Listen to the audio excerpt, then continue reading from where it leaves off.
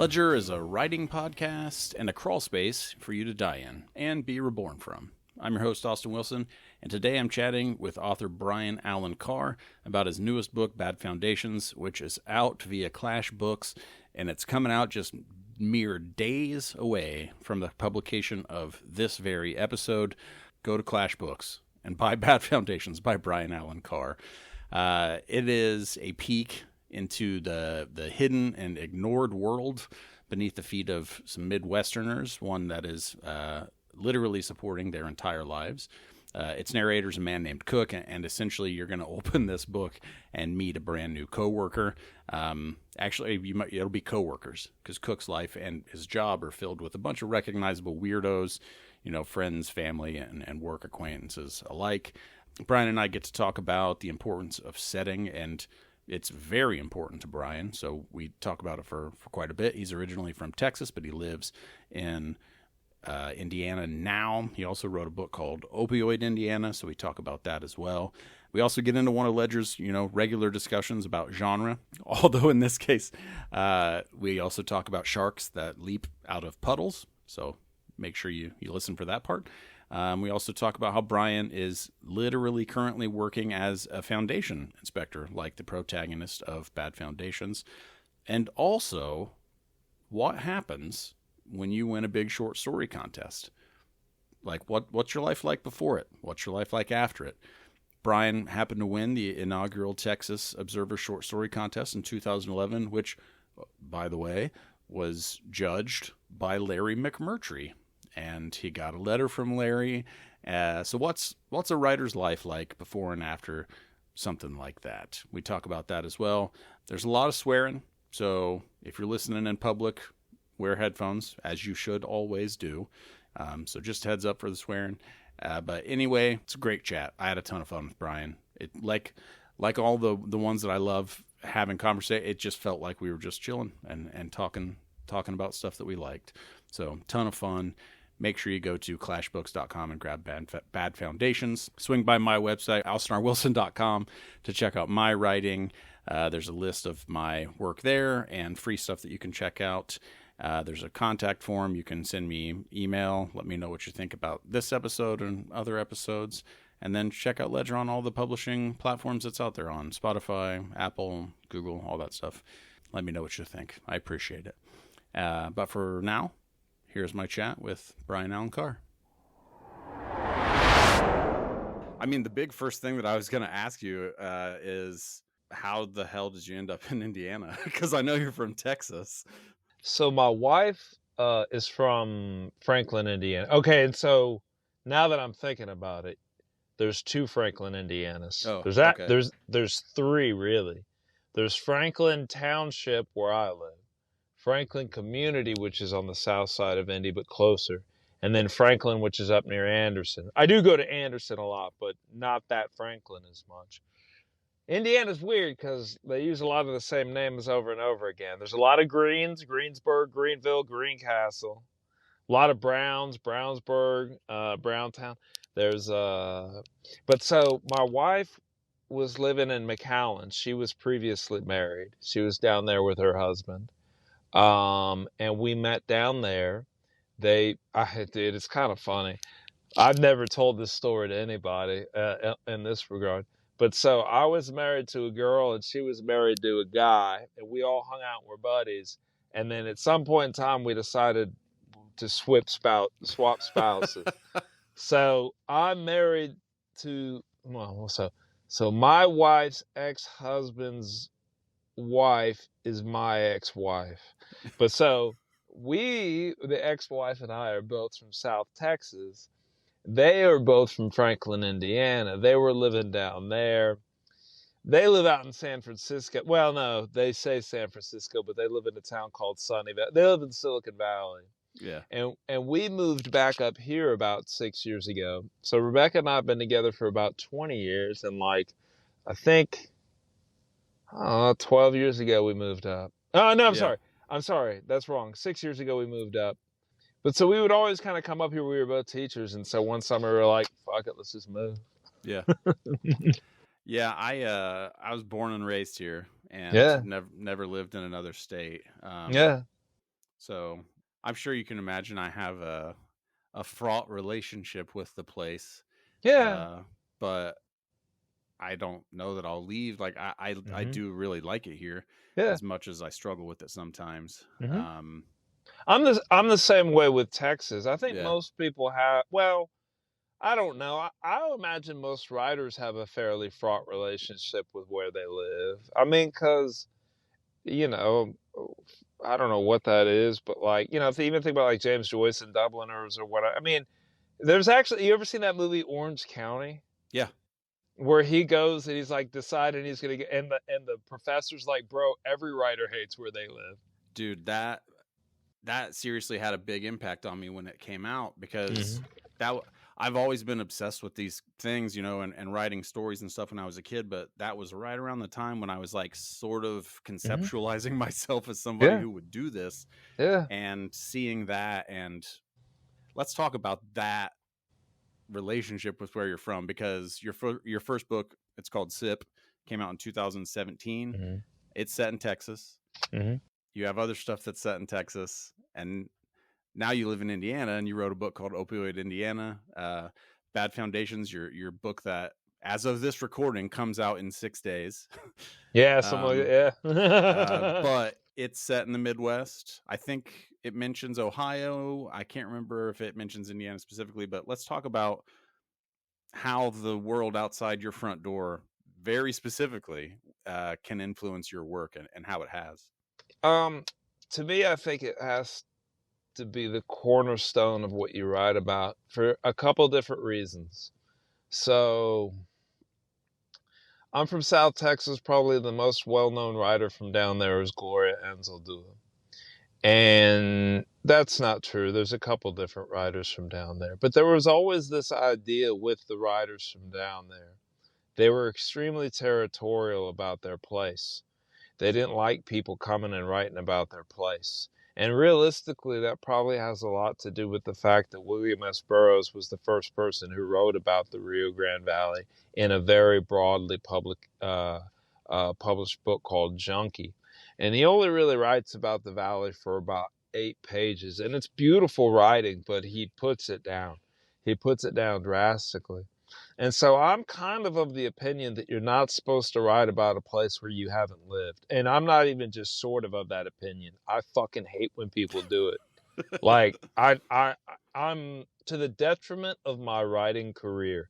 I do not like when people write about places where they're not intimately from. And I think part of that was just me gearing up for the world of AI. Because honestly, I don't even see a point in writing about a place you ain't been before. Because how the fuck do I know I ain't just reading a computer garbling at me?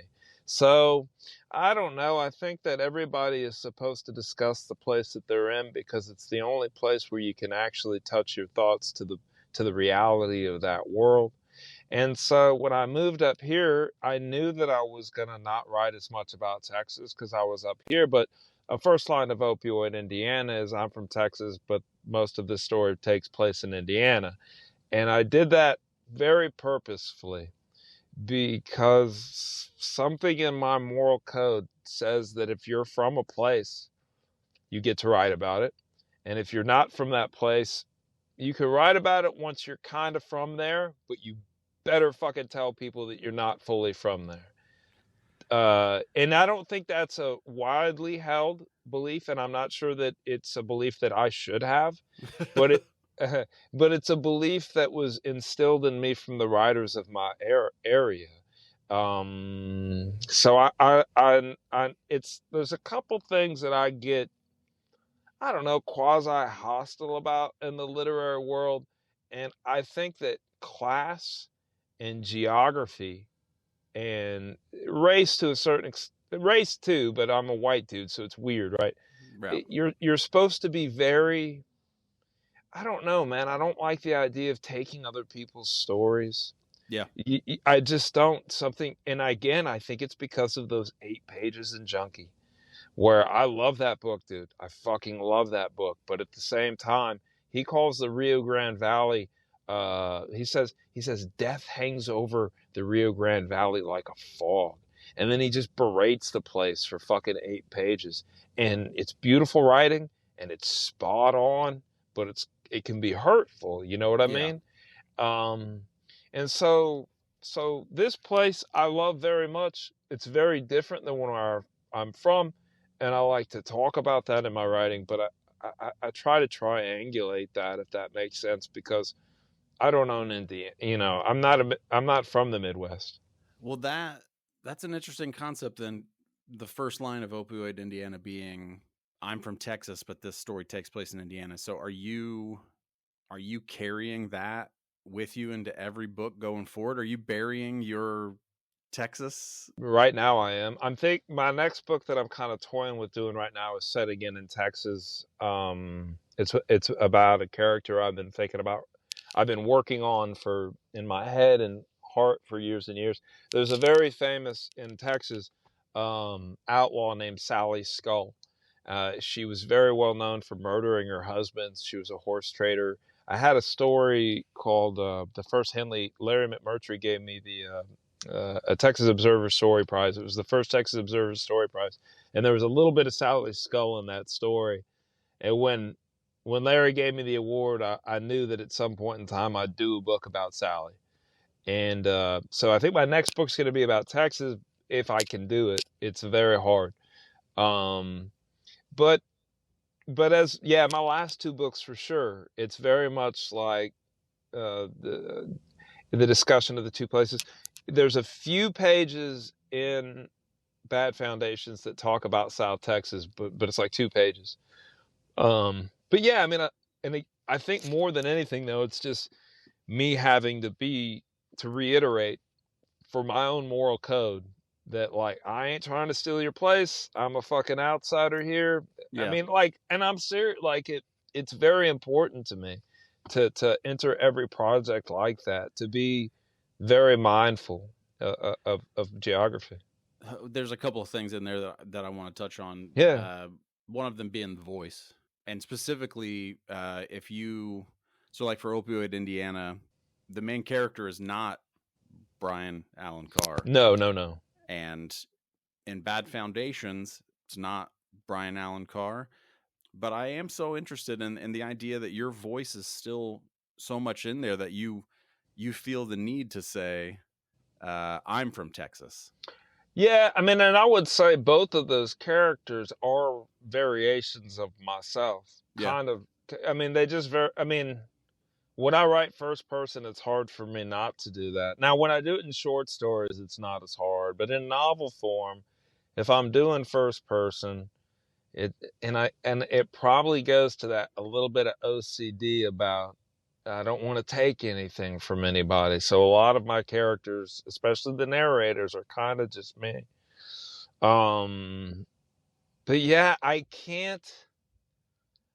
do not think I could ever get to a point where I felt intimately aware of Indiana in a way that I thought that I could create a character who grew up here.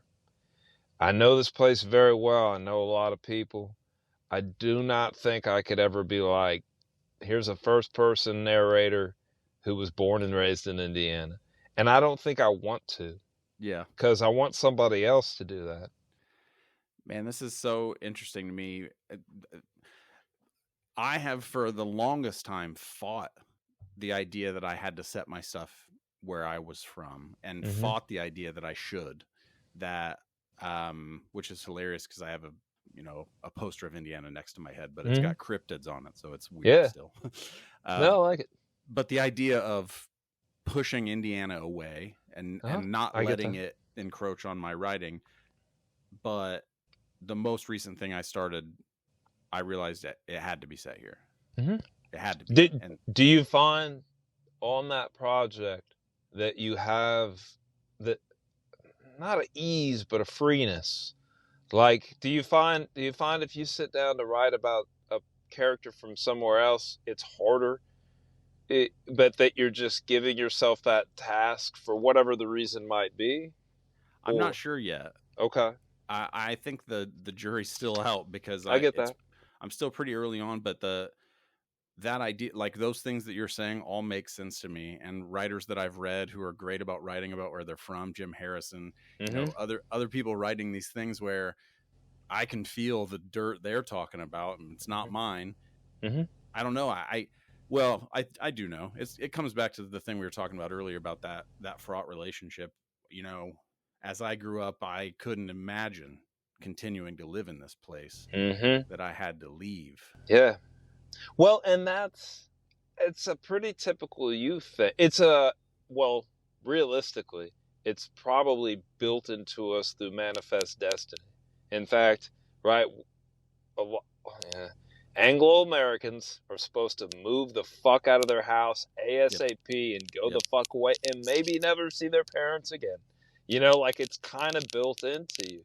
And then other folks don't necessarily have that as ingrained. But you know, I mean, immigrant families have that in a capacity that even we do not. You know, like, so I used to teach at Ivy Tech a little bit here in Indianapolis, and all my students who were, you know, from the Ukraine or from Nigeria or whatever, they had an adventure in their soul, bro.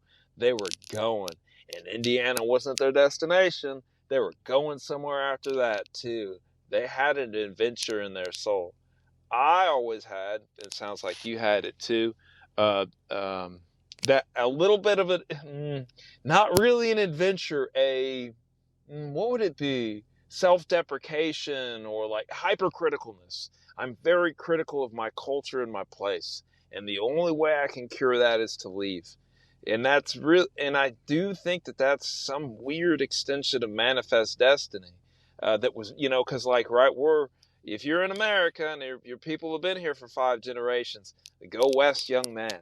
You know what I mean? And so, you know, I think it's weird oftentimes how our moral codes are built on these very pragmatic practices, right? But yeah, no, what year were you born? I was born in 84. Okay, so I was born in 79. So, yeah, I mean, in the 90s, I thought that I was supposed to, I don't know, move to Hollywood, move to Brooklyn, move to Seattle, and fucking go where the real shit happened. You know what I mean? Yeah. That right there, that idea of realness. I can remember as a 19-year-old telling my mom, I'm going to move to New York and I'm going to write about being homeless. I was luckily, yes, I was going to do homeless, but in Austin. So I was lucky that I was from Texas, because in Texas we have Austin, which is where I was born, but not where I was necessarily raised. I lived there till I was 2, and then I lived again there from 19 to 24. But so you would move to Austin in Texas, and it was like you were moving to fucking Hollywood. You know what I mean? And more so now, I'm fucking pissed I don't live there now. I'm not a huge Joe Rogan fan, but I love comedy. And he has like made that place the comedy capital of the country. And I'm like, and his club is in the bar that I used to hang out in. It was called the Ritz. That was like my bar, you know what I mean? So I'm kind of like, fuck. But so anyway, there was this street called Guadalupe, but it's called Guadalupe in Austin. And there were these homeless people who lived on Guadalupe, and they were called drag rats, because another term for Guadalupe was called the drag. Yeah. And so I was like, I'm gonna write a book called Trapping the Rat, and I'm gonna go live with the drag rats, and I'm gonna write about them. I never got very far. Dude, but seriously, I'm sure I was like 2 months after reading Kerouac and being like, I'm going to New York. And my mom's like, don't do it. And luckily I didn't do it. I mean, who knows if I had the actual desire to do that, or if that just that self-deprecation thing, like that you mentioned, even before, you know, we started tonight, I couldn't mention that I live in Indiana without talking about how fraught it is for me, how there's things I dislike about it. I can't just be like, yeah, I'm from Indiana. I have to come back to that. Oh yeah. And I had one other lucky turn of events, in that my favorite beat was Burroughs, and he came from New York to Texas. So I was like, I'm fucking already in the right place. I don't have to go anywhere. I'm there. I'm fucking here. Yeah. So let's talk about that McMurtry Award. I saw that and I was like, okay, 2011 first Texas Observer Short Story Award. And just coincidentally, I had started reading McMurtry's biography, which came out last year. And there's a lot of stuff in there about place, setting. Yeah. Archer City. Archer City, yes. Yeah. No joke. The 2 books that I read of his that changed my life are Books and Huh? Roads. Oh, those are good. Have you I read love 'em. have you read Walter Benjamin and Dairy Queen? No, I haven't. That's a pretty good one too. My favorite of his books though is probably his first, Horseman Pass By, which was made into the movie HUD. Yeah. I have probably only read 6 of his books. He's got several. Larry McMurtry is one of those who, like, he's one of my favorites, but like I don't want to run out of his books. And also, he's one of my favorites, but in a complicated way. My mother's favorite book and movie was Terms of Endearment when I was very young. Oh. And when that was her favorite, my older brother and I were about the same age. We were kids, and the mother dies of cancer. Oh. And Heartbreaker, Yeah. and she looked like my mom. Ugh. And my mom's, she's still alive, she's still with us or whatever. But like, I don't know, in my head, he's so many different writers, because he's done so many different things. But in my head, a big portion of him is my mom's favorite book and movie from when I'm a kid. So it's a little harder for me to fully romanticize him, if that makes any sense. Though I do fully romanticize him, just in a kind of complicated way.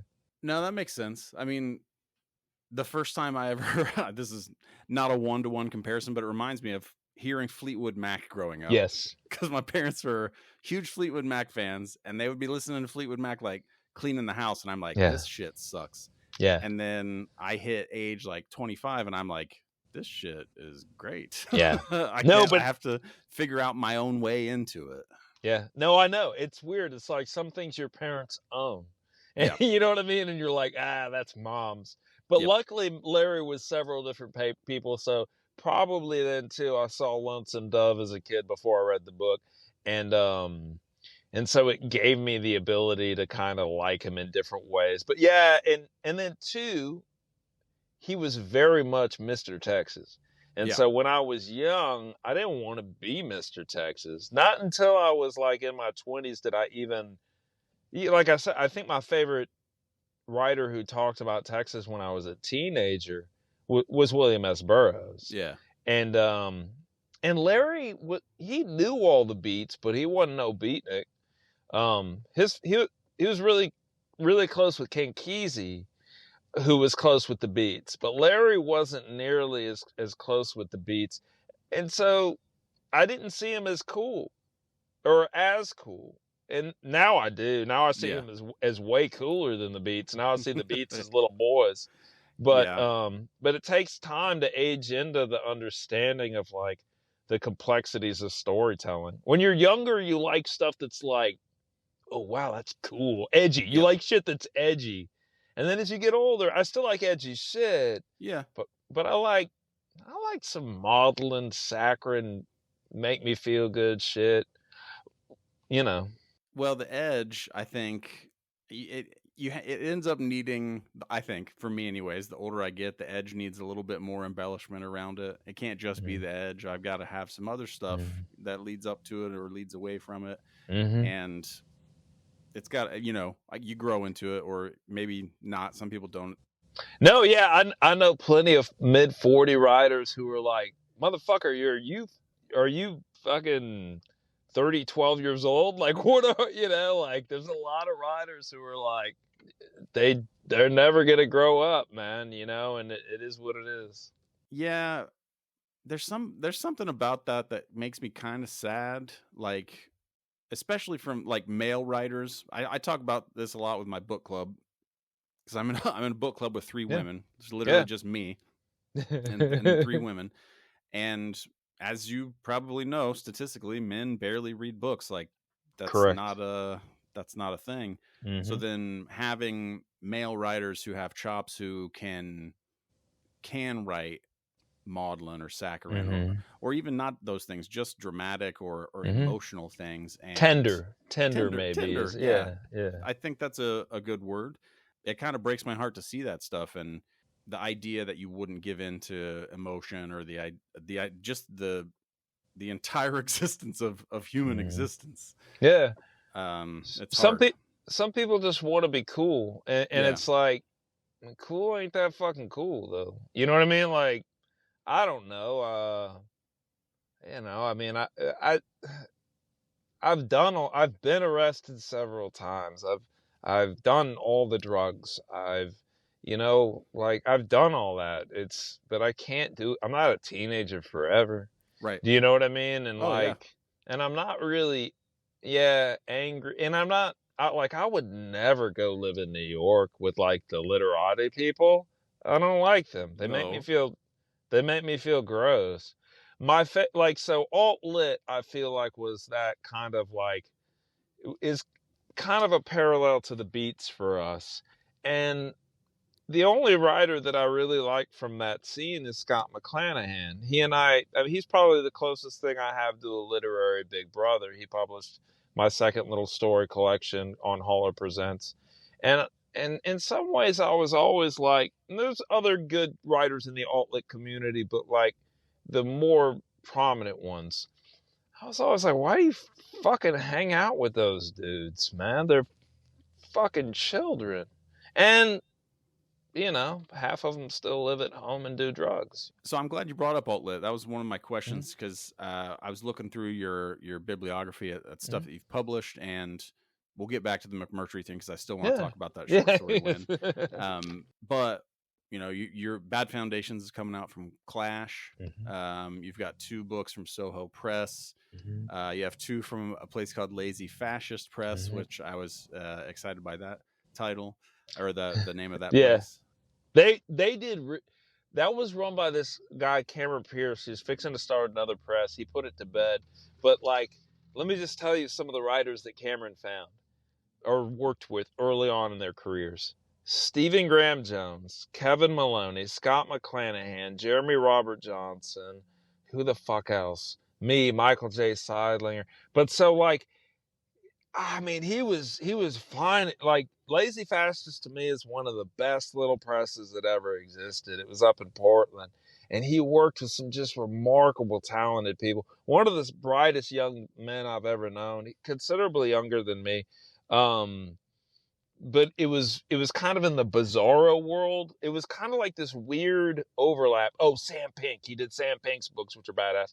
But it was this weird overlap of like alt-lit, bizarro, mashup marriage, horror lit, this kind of stuff. And so there were definitely some alt-lit people in that scene who I liked, or if that makes any sense. Yeah. Well, the 2 books that you had that came out through Lazy Fascist are called Motherfucking Sharks, which amazing title. And then the last horror novel in the history of the world. It's a novella. A novella. Oh, but no. That's even better. the title is novel, but it's like 12,000 words long. That's amazing. So let's talk about genre, because Bad Foundations, Opioid Indiana. When I found your stuff, to get ready for the interview to do this, I was like, oh shit, he's a literary dude, which is another reason why I was like, holy shit, he lives in Indiana. What the hell is going on? But let's talk about genre, because you've got a book called Vampire Conditions, which I think that's the one McClanahan. Which is it's pretty much real. There's not the term vampire conditions. There's a line in the book where it says, if you were there in the daytime, you'd most likely convulse. Christ, those are vampire conditions. So but when I put out, that was my second little book. And when I put out that book, everybody thought it was about vampires. Makes sense. I get it. And I was like, I could write vampire stuff. But then so my next 1, 2, 3, I think, larger books were all what you would maybe consider genre or weird horror, maybe.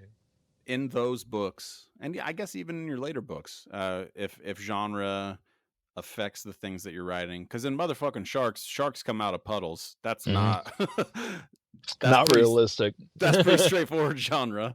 But I'm interested in how you are engaging with what the wider publishing world would call genre, or if it's completely gone from anything after those books, or completely even gone from your like mental landscape as far as the things that you're going to be writing afterwards?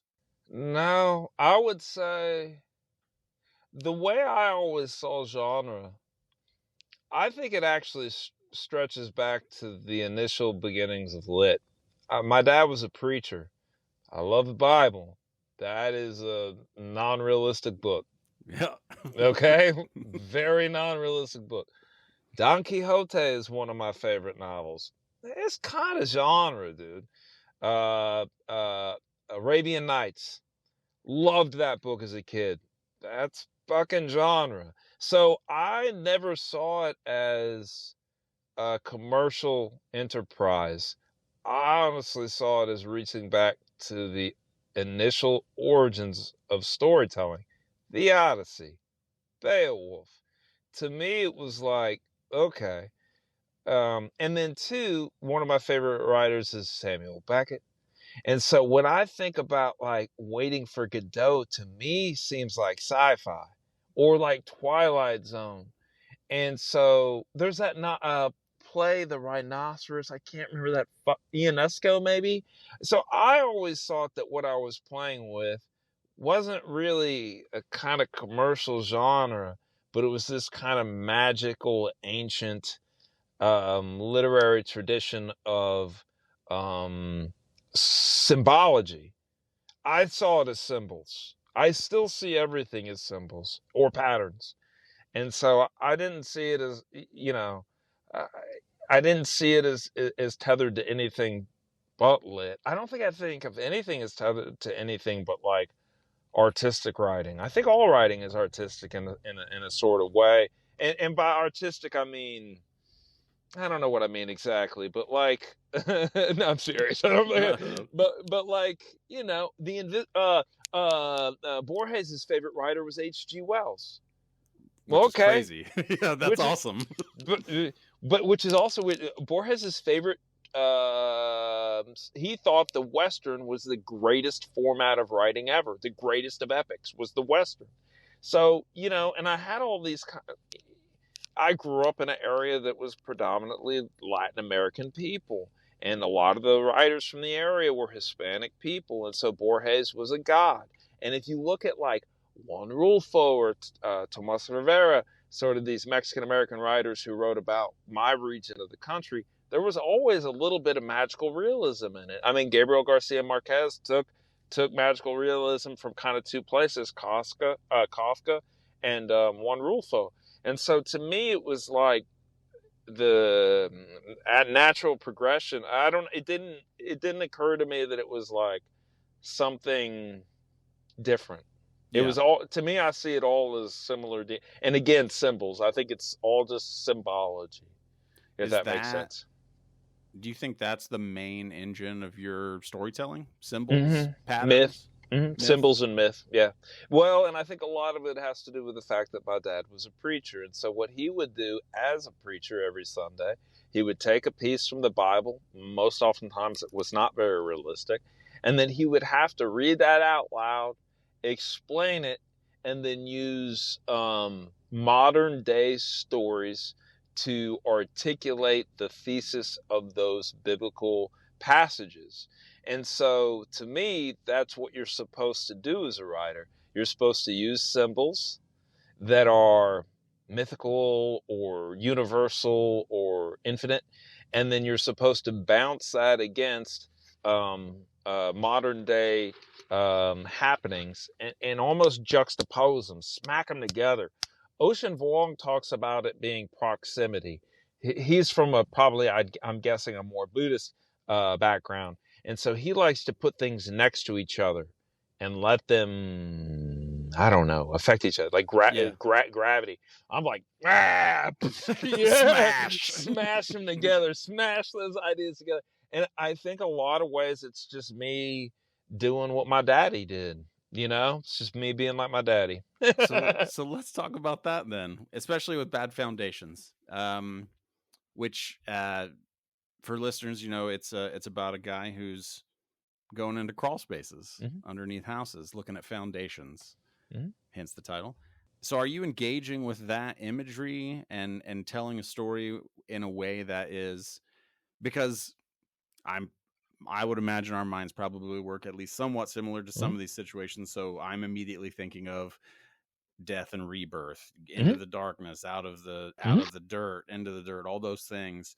Is is that at the forefront of your mind as you're writing, or are you just going where the story takes you and then kind of mining the theme as you're going through it? So I feel like there's hardware, software for every story, right? There's like the operating system, and then whatever's taking place. And so I think that you have your symbology. You're always trying to fight it becoming a bedtime story, or you have to fight it becoming too over the top. That said, but so, like earlier on, we were talking about writing about homeless people, and I had that idea of the story Trapping the Rat. Well, when I moved up here, I was working at a school called Rose Holman. I was writing case studies for them. It was a 1-year grant funded deal. When that came to an end, I was like, I still want to do this kind of case study stuff. I want to do immersive stuff. So I was like, I want to write a jobs book. So I was like, well, what skills do I have? Not many. I could transition into sales though. So I hadn't done sales since I sold shoes as a young man. Looked on Indeed to try to find jobs. Found a job selling phone book ads. And I was like, I'm going to go learn how to sell phone book ads. I had this idea that I was going to write a book called There at the End. And it was going to be about how ridiculous selling phone book ads was. But boy, I couldn't do it. I couldn't sell phone book ads. So I was like, fuck this. This ain't going to work. I went and taught high school for a year. I wrote Opioid, Indiana. I was like, I got to find a job. I can't sell fucking phone book ads. So I went and taught high school. Wrote up here at Indiana. I was like, I could do this again. I could do a kind of another jobs based book. I could do an immersive research book.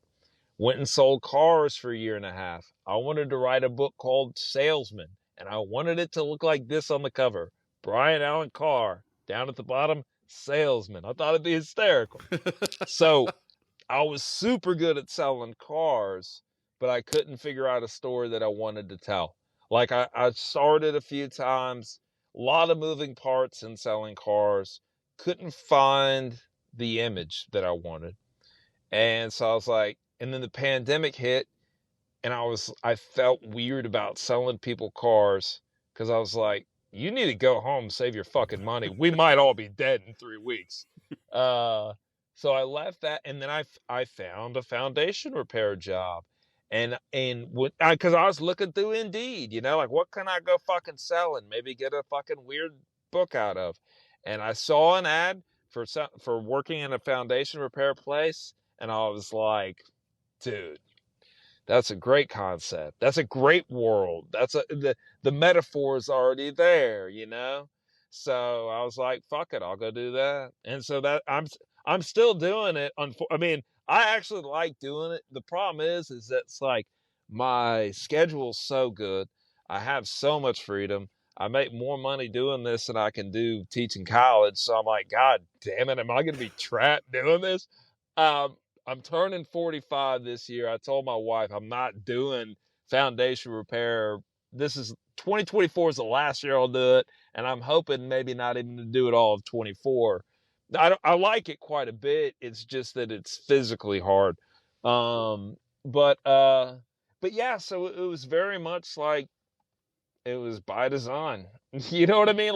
But it was that. It was like, okay, there's the background. Go figure out the story in that world, and then just have that operating system in the background. Then I can also teach people about a thing that they don't know about, and this and this and that. Yeah. Well, see, that's even more interesting to me then, because it almost feels like you are designing your life around a book that doesn't exist yet, so that you Mm. can help create the book, which is literally the exact opposite of what I've always done, which is like, I'm gonna do whatever the fuck I gotta do over here, and it's Yep. gonna have nothing to do with what I'm doing over here. Mm-hmm. And I get that too. So when I was teaching college, I taught university for about not university. I taught got my MFA, taught at a school called South Texas College for 2 years. got invited to apply to a school called University of Houston Victoria. At the time, Fiction Collective 2 was there, and American Book Review. American Book Review is still there. Fiction Collective is not, but Dalkey Archive is. Very literary, small satellite. Bizarre that it exists. Very cool, but my wife didn't like the town. So I was there for a year. We went back to South Texas, and I taught at South Texas College for another 6 years. And like I said, I worked at Rose Holman up here. I taught a little bit at UND. I taught a little bit at Ivy Tech. The thing about that, though, that whole academic literary tie-in is that your writing becomes a function of your job. Yeah. And I didn't like that at all. Plus, you get very competitive in these weird ways because, like, you know, if you're not working in academia, you want to publish where you publish. If you're working in academia, especially somebody with my background, I did not go to a good MFA program. If I don't get on a big press, you know, one of the big four, big five, or how many there are there now, the idea that I'm going to get a nice university job is not happening. So I started thinking about it as way too competitive. Like if I sent out a book and it didn't get picked up by a big five, I'd be like, y'all are taking fucking money out of my kids. You know, like that's how I felt about it, you know? And I was like, that's not healthy. And so which is why I left and did case study writing. Cause I was like, I got to do something else. But yeah, at some point in time, I decided it was just a lot easier to try to have a kind of, to do immersive writing. But then again, too, my undergrad's in journalism. One of my favorite first writers was Hunter S. Thompson. And I like the idea of doing gonzo work. And especially anymore now, the idea that you're going to go to an MFA program and get a university or college job, that's not very easy to do anymore. So I almost saw it as kind of like my duty to my generation to figure out other fucking ways of doing it. You know what I mean? Yeah. Well, that's the other thing is writing as a job, especially fiction, is real fucking hard. It is. It's really, really hard. And I'm a copywriter. I write freelance marketing copy, social media, all that shit. But obviously fiction is my passion. Yep. And making money at it is not easy. And figuring out how making it my job, that's the thing that for you, like publishing through alt presses, well, as a younger, reader, I don't know that I had any sort of perception of what that would mean as far as my life as a writer. But the further I get away from those years and the older I get, the more I'm like, well, what it means is that I can get my writing published. And that's the goal. Like, it doesn't matter if it's through NOP or, wherever. Well, and I would say too, it's weird. We get recency bias really bad. My favorite writers were not on big presses. Yeah.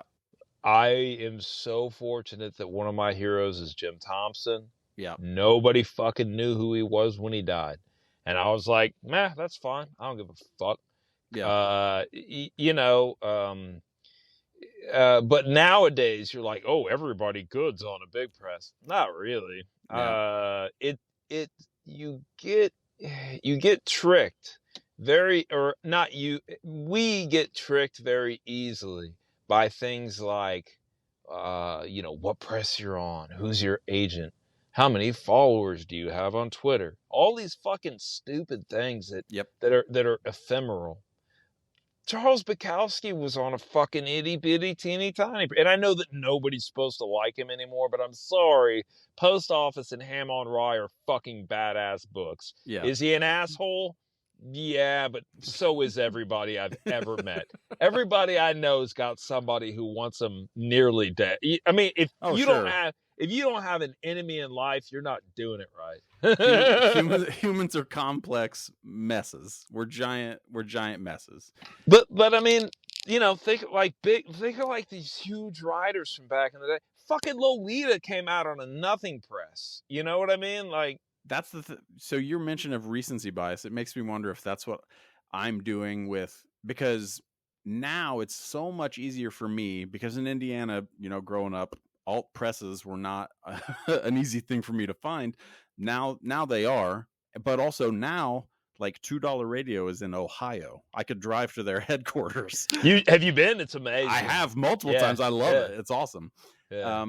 But like that shit, it seems more prevalent to me now, and I don't know if that's just because I have better access, or if because really there are more alt presses popping up, and there are all of these other publishers, Small Beer Press, and Coffee House Books and all that stuff. Yeah, I think there's always, like, well, think about like City Lights back in the day, right? Like, it's hard to say. I mean, I think that by virtue of the fact that a lot of the big presses have been around for a long time and have done a lot of books, well, no shit, they got some big hitters. Like, if you're going to put out that many books, and they wouldn't be around if they kept failing. Right. But yeah, I mean, I think that there's probably always been these sort of smaller, intimate presses.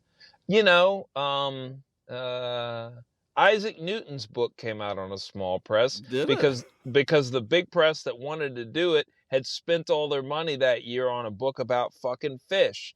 So fucking Edmund Haley was like, fuck it, I'll just pay for your shit to be printed. Poe paid for his own shit to be printed. Fucking Thoreau paid for his own shit to be printed. 300 print runs, something like that. But again, we get fucking fooled by these it's like elitism keeping up with the Joneses, blah blah bloop, whatever it is, what it is. But you should there's a bookstore in Indianapolis that you would really love called Dream Palace that just opened up. Taylor Lewandowski runs it. I'm thinking he'll probably start doing a little bit of a publishing arm through it. But there's all these beautiful book lovers scattered throughout the land. You know what I mean? And anymore, we just have the ability to harness that joy and build on it without the need of New York or San Francisco or whoever. I'm so happy you mentioned Dream Palace. I didn't know about that place. You'll love it, dude. So I'm going. Taylor does a great job of curating his selection. A lot of mainly used books. Really nice coffee shop kind of deal. In fact, I'm doing a release reading there on the 27th or something. But yeah, I mean, and but like you mentioned, $2 Radio, they're doing some of the coolest work ever. Oh yeah. I love Clash, who I'm with right now. I think they're doing some of the coolest work ever. They haven't been around as long as $2 Radio, but they will be. And I mean, it is what it is. I do understand that. I did an interview a couple of weeks ago, and this guy was like, I read your book, loved it. Called a friend of mine who was an editor at Simon and Schuster. Maybe that wasn't what it was. I don't know. But he brought it up to him. Well, I knew that Clash wanted to publish my book. So when we sent out Bad Foundations to big presses, because we thought we'd run it by some big presses, we were like, you got 2 weeks. And if you want it, let us know. And if not, I don't give a fuck. Yeah. And so he told me, he was like, one of these editors, if you'd have given more time, he loved it, he probably would have bought it. He's like, you really should have given him more time. I was like, you don't know what the fuck I want, dude. Who the fuck are you, dude? Like, he's a very cool guy, and I liked him very much. Yeah. But like, no, I gave him 2 weeks. Well, yeah, because that's what I wanted. That's such an interesting part of this whole thing. Of the idea of writing and putting your stuff out there. And I saw an interview with Ethan Hawke the other day, who's one of the dudes I love most of everything that Hawke does. Did you read The Hottest State? It's funny because he was talking about that. Yeah. That's literally what his interview is about. I have a copy of it, and his newest one, and he was talking about when he wrote that book, and he was like right on that precipice of being like the coolest fucking dude on the planet, like right after Reality Bites comes out, and which is an amazing movie. I love it. It's fantastic. And he started writing this book, and he was working with Linklater, and Linklater saw the book and was like, I love this. You got to keep doing this. And Hawke was like, okay. And then the book came out, and he said that everyone was so excited to shit on it. They were so excited to knock him down in a way that was like, who does this guy think is he Hemingway now? Like, he thinks he's a big writer, man. And the thing he took from it was, and I've been thinking about this since I heard this interview like 3 days ago, is that if the art is important to you enough that you feel like you have to make it. Yeah. And then after that, go, let it go. Rick Rubin recently said something very similar too. He's like, when you make something, it's a tribute to God. And if that's what you make, you've made a tribute to God. Who gives a fuck whatever? You made it for God, you know? Like, who gives a shit what anybody else thinks but God? But that book, The Hottest State, I found sitting by a pool outside of my apartment. I didn't know about it. I mean, I knew Ethan Hawke, but I didn't know he had written a book. And I remember picking it up and being like, how lame. But I found it by a pool, and I was like, I'll read it. It's great. It's fucking great. And you know, I mean, and it was a little bit ahead of its time in some ways. So there's this scene, and I haven't read it forever, but like, he's dating this girl, and she doesn't wear skirts very much, and he's like, I like it when you wear skirts. And she's like, do you know how fucking vulnerable it feels to wear a skirt? She was like, you wear a fucking skirt and just have your fucking genitalia hanging there in the air and tell me how you think about it. And I remember thinking to myself, you know, that like is such a strong representation of females that I had never seen anything like that. So I'm reading this book. My brother's dating this girl named Kim. She had read it too. She talks to me about it. She brings up the same scene. And I was like, he's got to have done something good. Yep. Because I remember feeling like fucking crazy. And then Kim was like, that's the first scene she was like, that was the fucking coolest scene I've ever read. And so I was like, all right, Ethan Hawke's legit. Also, dude's a fucking artist, and bonus points, he's a Texan. Dude, everybody from Texas is a fucking lame. Like, I could tell you, so you brought up Reality Bites. Oh yeah, based in Houston, great movie. Dude, one of my guys, I'll read literally anything he puts out. It's Lawrence Wright. Okay. And I read God Save Texas, and I learned a shitload of stuff about Texas. Yeah. Like Dish Texas, because their mayor signed a deal with the Dish Network, and they named themselves Dish Texas. I love that dude's books. And his newest one, Mr. Texas, I haven't read it yet, but I know that I haven't read him. I need to go check him out, man. I mean, most of the stuff of his is nonfiction, you know. Yeah.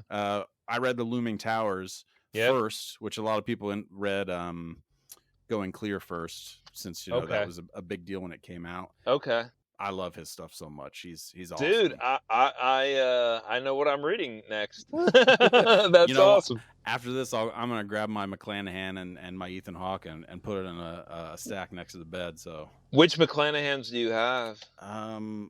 Let me check my library app. No, I mean, you know, real fast. If you have, so I'd say Crapalacia is my favorite of his, which is on $2.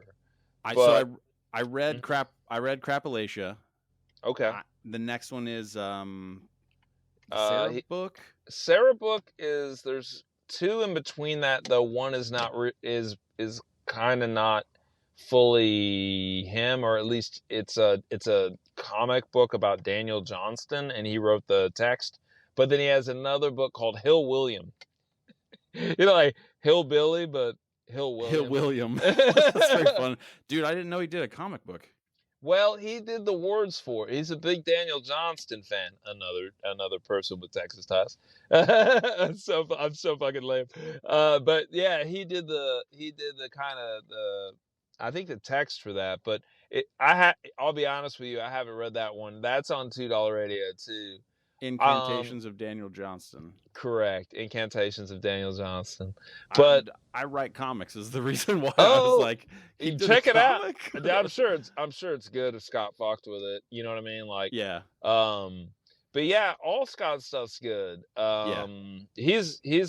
I love that guy. He's, like I said, I mean, closest thing I have to a literary big brother for sure.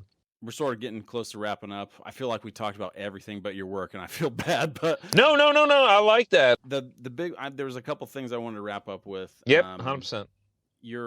So you did win the short story. Oh with yeah, McMurtry. Yeah. I want to talk about sort of before and after that. Okay. And because I write a lot of short stories, submit short stories. I know people who listen do the same thing, and that kind of grind of producing work, not like as fast as you can, but like, going through work and getting it out there and submitting and having it bounce back and submitting again. Talk to me about the process of submitting to that contest, winning it, and then kind of the trajectory of what happened after you won it, whatever the reality of it is.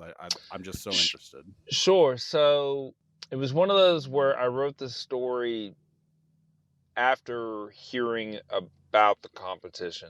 So like, I knew that Larry McMurtry was going to judge this award, and I was like, I'm gonna write a fucking banger, dude. I'm gonna fucking write a banger. And so I sat down, or I probably went jogging, kind of had these ideas, put it together. It's a Western, which Larry said he wasn't gonna pick a Western as the winner, but he really, it's one of those things. Larry's kind of a prick. I didn't really know him or nothing. like here's his letter to Texas Observer. I've picked Brian Allen Carr as the first Henley. It has a great sense of atmosphere. Period. Damn. All right, thanks, Larry. But that's just Larry McMurtry. I think he's salty, dude. Go read some of his criticism, and he's fucking mean, dude. Yeah. But so I just sent it in.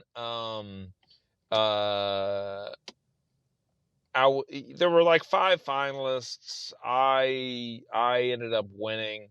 It was like $1,000 award, and then Texas Observer had me go to some little fake Western town and took pictures of me and shit like that. And I remember sitting there thinking, I'm getting my pictures taken in this little fake Western town by these photographers who are like doing this long, it was like a 4-hour photo shoot. And I'm like, dude, I just won a big award that Larry McMurtry gave me. And I was like, I'm going to get an agent phone call any minute.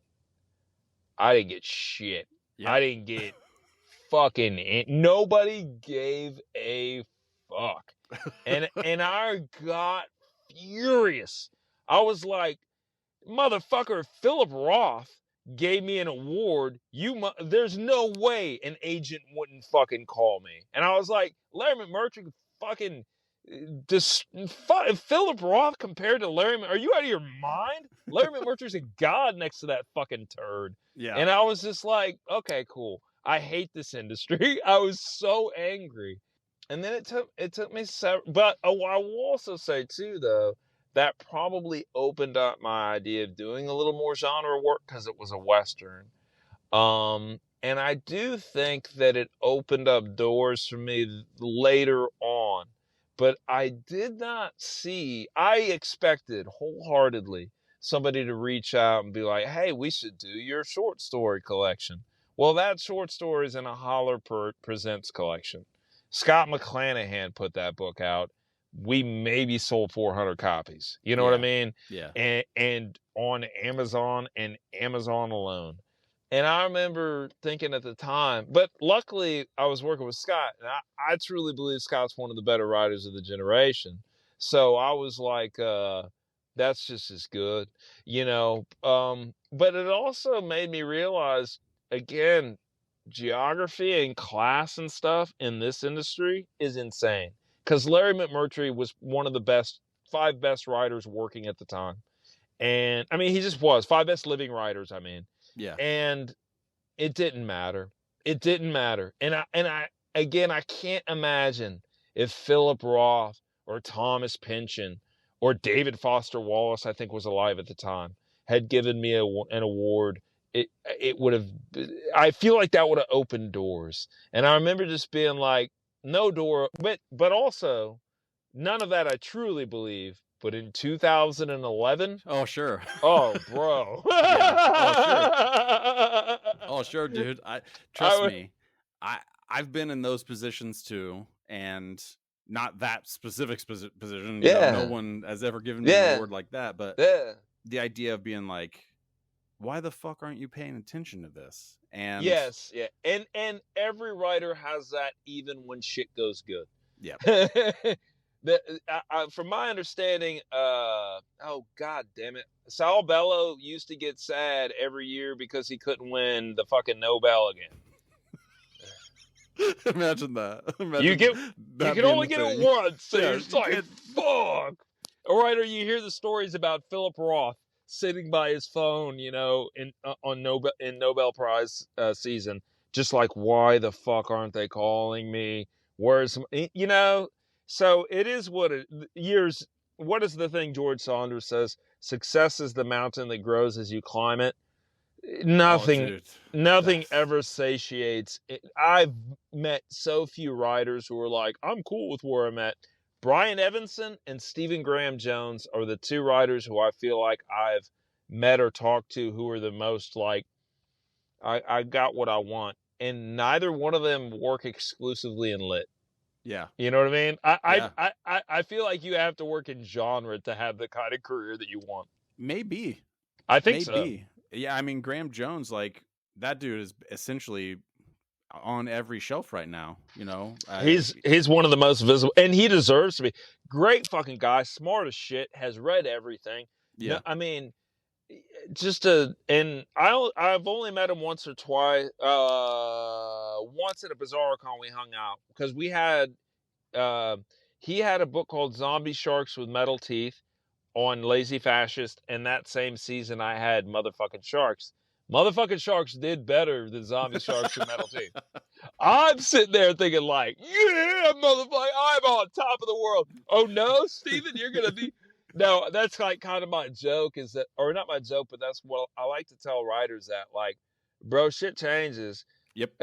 You know what I mean? Like, I knew that I was not going to be more successful than Stephen Graham Jones. But like that season, my book was, okay, so that doesn't mean I get to fucking walk around like my dick swings harder than anything else. You know what I mean? Like, it just is what it is. It's such up and down. But yeah, him. And then like I said, Brian Evanson, everybody respects him. He might not sell as many books as, say, Graham Jones. I have never met a writer who is like, I don't think he's good. Yeah. I've never heard a bad thing about that dude. So there's a few writers out there who there's some, who are just like, but I feel like they're not as ingrained in the literary world, or at least they're fans of some non-literary writers. And so I can't tell you how peaceful that makes you to have some writers who are your heroes who were not thought of as geniuses in their lifetime. Yeah. You know what I mean? Like, because then you're like, well, that's okay. But if you're like, I gotta be Ernest Hemingway, I gotta be at 26 years old, I gotta put out one of the most important novels in American history, and then I'm just gonna be famous for the rest of my life. Well, Ernest Hemingway wasn't famous for the rest of his life. That's why he ate a bullet. Right? He didn't exactly have a great third act. No, not at all. And so, but it is what. But you know what? He might have if he decided I'm going to start writing noir.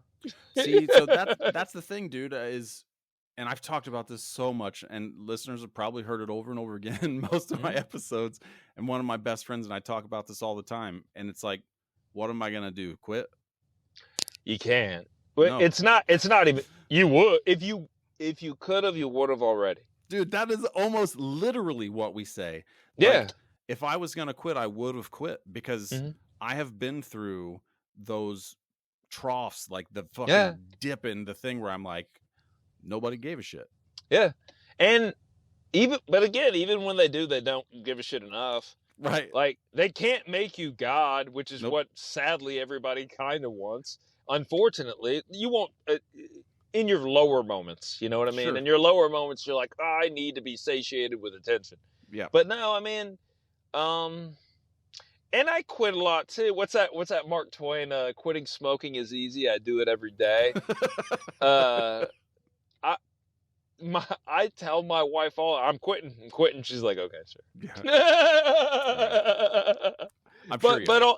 But also too, I've kind of decided, or what I try to do, and I think what's helped me with the Jobs books is now I see writing as the vehicle that carries my life. It's like, okay, here's how I move through the world. I I have questions that I have to ask in order to produce a project, and all of life is there to give me the answers. And therefore, every day I wake up, I'm doing a type of research. And so, even if I'm not sitting down and writing, I am writing, in that at least I'm allowing my soul to grow. I'm trying to read, I'm trying to think, I'm trying to learn. And that's honestly the better part of the writing, is it's a kind of religion. It's not even really the product that you produce, it's a lifestyle. um and and if you can separate, and it's not always easy, but separate, okay, it's my lifestyle as opposed to it's how I make my living. It's a lot better to have it be your lifestyle than for it to try to be your living, because very few people get it to be their living, and a lot of people who make their living writing are miserable sacks of shit. Because they can't make you God. And when you feel real low, that's all you want. I want to be the best. Well, that's a perfect place to end it. I appreciate you coming by and chatting with Yeah, me. dude. Bad Foundations Yeah. out, Clash Books, January 17th. Oh, I think it's 23rd. Oh, is it 23rd? Oh, shit. You know okay. what, dude? I've heard 3 dates today. It's out in January of 2024. If it is that month or it's past, that book might be out. So Clash Books, Bad Foundations by Brian Allen Carr. And you said you're doing a reading. Dream Palace Books in Indianapolis on the 29th with Sam Berman and somebody else. Holy shit, Parker. Fuck, what's Parker's last name? I can't remember. I'll figure it out. I'll email you the information on it too, so you can come, because I want to meet in person. Absolutely. I will be there. Dream Palace Books, Indianapolis, Indiana. Brian Allen Carr. Hey, I appreciate you coming by, man. Parker Young. I appreciate you Parker too, bro. Young. Later on, homie. Great meeting you, dude. That was Brian Allen Carr. Thank you so much for swinging by. That was a ton of fun. As we mentioned, Bad Foundations is in fact out at the end of January in 2024. So if you're listening to this after the 17th or the 23rd, either one of those dates, the book is definitely going to be out. So swing by clashbooks.com to grab a copy of it and tell me what you think. Go to austinrwilson.com. I've got an about page that has a contact form. You can shoot me your message. Let me know what you thought of the book, what you think of the podcast, all that good stuff. And I also have free stories up on my website you can check out, and then a list of my bibliography of places where my work has been published. And again, if you like the show, subscribe, all those things. Leave reviews and ratings on whatever platform you listen to it on. It really does help. I appreciate you listening to either just this episode or however many you've listened to. And again, thanks to Brian. Ton of fun. Very glad he came by. I'm looking forward to doing more interviews like that in 2024 and to having more of my work out there for you guys to check out. Thanks so much.